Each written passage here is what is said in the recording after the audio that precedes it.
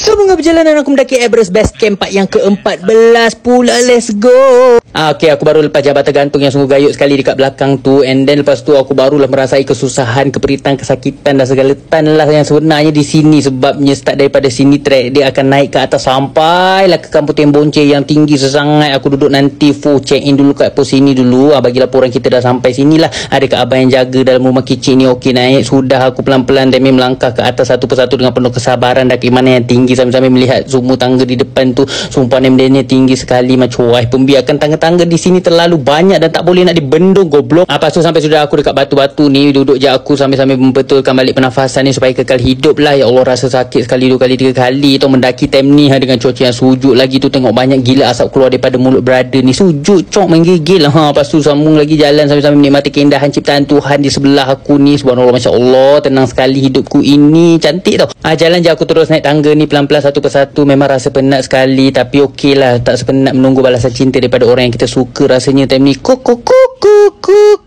Lepas tu kan aku berjumpa dengan seorang kawan baru iaitu nama dia Himanchu daripada India. Kita orang sangat rapat sekali, berjanji akan berjalan bersama-sama. Seronok aku tahu ada teman mendaki time ni, tak bosan tak sunyi pun hidup aku nak. Tapi akhirnya slow-slow aku perasan makin jauh sikit-sikit, makin jauh sikit-sikit Himanchu ni, and then terus hilang pergi meninggalkan aku. Macoy punya kawan lah. Sedih terus aku duduk kat sini memikirkan, berharap kepada manusia memang sakit. Ada lepas mendaki selama 3 jam akhirnya sampai sudah aku di Tembonce kat sini berketinggian 3,800 lebih. Tapi waktu aku sampai ni memang kabus tebal sesangat macam dekat alam bunian sudah tau. And kalau nak tahu dekat atas Tembonce ni tempat satu monasteri atau tempat sembahyang orang Buddha lah yang sangat besar sekali di bandar di atas ni tau. Nak masuk sini kena bayar, ada anjing jaga, kalau tak bayar nanti kena gigit goblok. Tapi aku tak masuk lah, ambil gambar daripada luar dengan video kat sini memang cantik sudah.